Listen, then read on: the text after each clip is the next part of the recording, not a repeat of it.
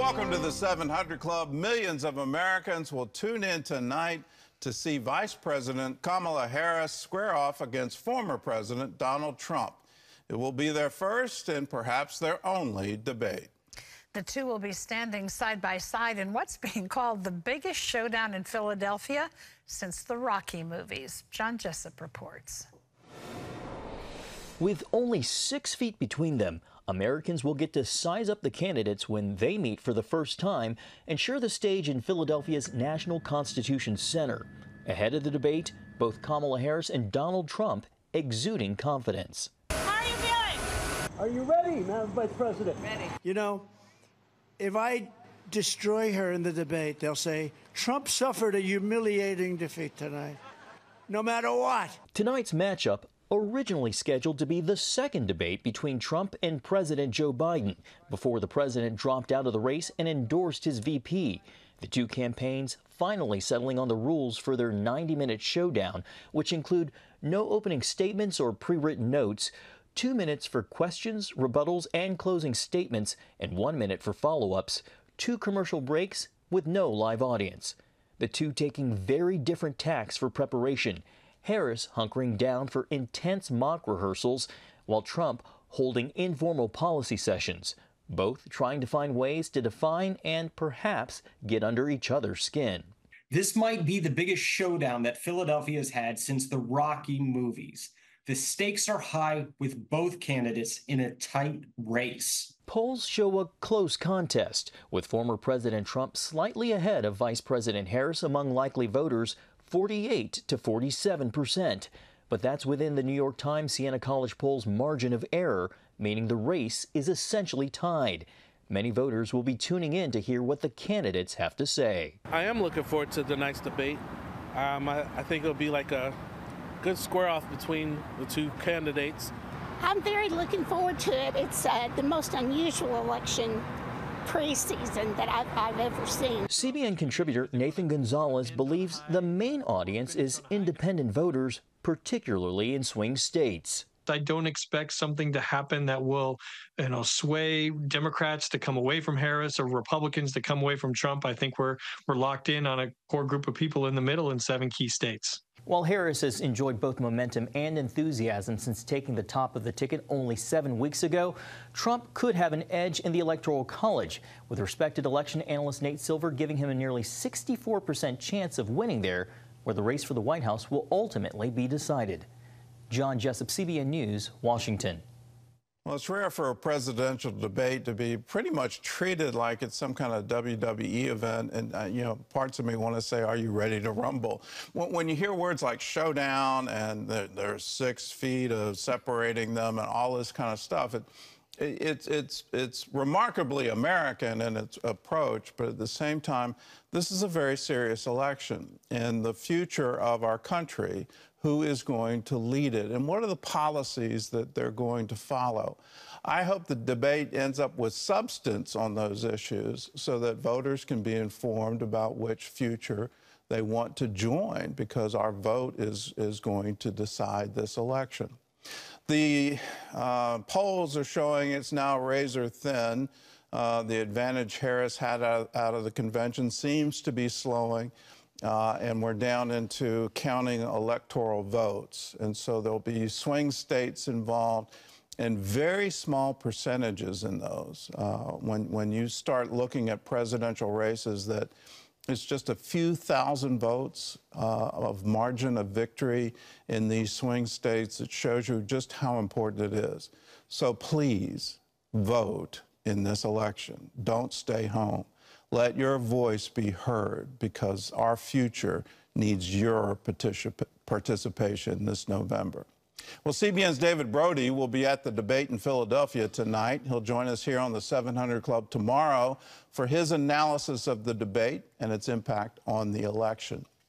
In other news, tens of thousands of people are facing evacuation orders because of wildfires in California and Nevada. George Thomas has that story and more from the CBN Newsroom. George? Gordon, that's right. Just one of those fires in Southern California burned so hot after several days of triple-digit temperatures. It created its own weather systems, which were similar to thunderstorms. Firefighters have been working in steep areas and challenging conditions in temperatures above 100 degrees. That has limited their ability to control the blaze, which has led to the type of clouds that can spawn gusty winds and lightning strikes. And firefighters were using bulldozers, helicopters, and airplanes Monday to control a rapidly spreading blaze that broke out near an airport in Orange County. Firefighters are hoping to gain the upper hand as cooler temps are expected to move into the area after today. Turning now to the Middle East, Israel is dealing with enemies both inside and outside the country, facing a possible war with Hezbollah in Lebanon, while also taking out terrorists in Gaza. Julie Stahl brings us that story from Jerusalem.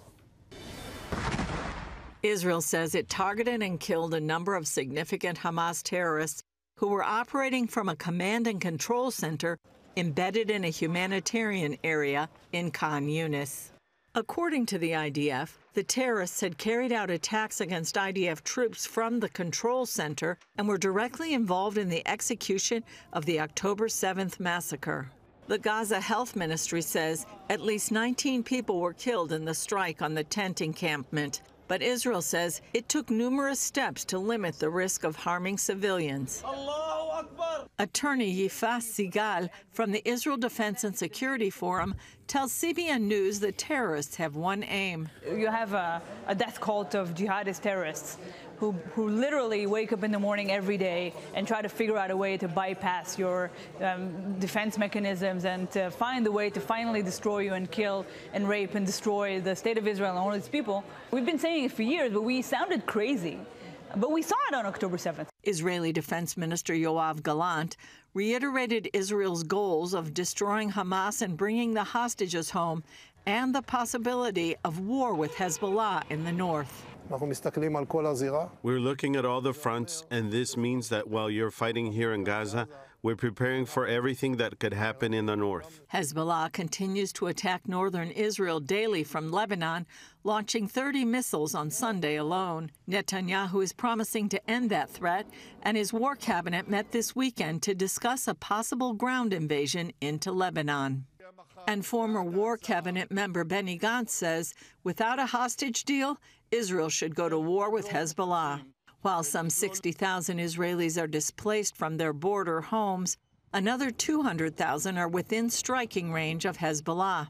Sarit Zahavi of the Alma Center says Israel is already in a war with Hezbollah since October 8th, but says Israel needs to hit Hezbollah harder in Lebanon. Same war of attrition in the past 11 months. The only difference is that we see more shooting to areas that are not evacuated, like where I live. There was a hit of a drone in a building of 13 floors. The drone struck in the middle of the day, damaging the building but causing no injuries. Meanwhile, Turkey's president accuses Israel of wanting to take over the Middle East and is calling for a coalition of all Islamic states. They are already declaring that they will not be satisfied with occupying Gaza alone. That is why we say that Hamas is resisting on behalf of all Muslims. This is why we say that Hamas is defending not only Gaza, but also the lands of Islam and Turkey. But Zahavi says the world needs to understand who is really behind the war and what it's about. I want to see everybody understand that it is not about the Israeli-Palestinian conflict. It's not about a two-state solution. It's not about Gaza or Palestinians. There is a campaign that was launched by Iran, the Islamic Republic of Iran, against the Western representative in the Middle East, which is the State of Israel. Julie Stahl, CBN News, Jerusalem. That head of the terror octopus in Tehran, the regime in Iran, Gordon, continuing to spawn trouble in the region. Yes, they are the architect of all of this, and they are the principal funder of Hezbollah and Hamas. It looks like they all get their orders directly from Tehran. And when you read that Sinwar wants to evacuate, and the only place he thinks will be safe for him is to go to Iran, that tells you who's really in charge. But let's take a moment and look at what Erdogan said. He's the president of Turkey, and that's not some idle comment coming out of him. My first reaction to him saying Israel wants to take over the whole Middle East was laughter, because that's exactly what he wants to do. He wants to reestablish Ottoman rule. That's his goal as the president of Turkey. And before World War I, that's exactly who ruled the Middle East, what they call the Levant. So whether it's Saudi Arabia, Iraq, Syria, Lebanon, Jordan, Israel, all of those were under control of the Ottomans. That's what his goal is. And so when he's calling for a unification of all these countries, he's saying unify under my leadership, and I'll bring it back to where it was 120 years ago. So that's his goal. And when you read the Bible, coming out of the north is a coalition of nations, and their goal is to attack Israel.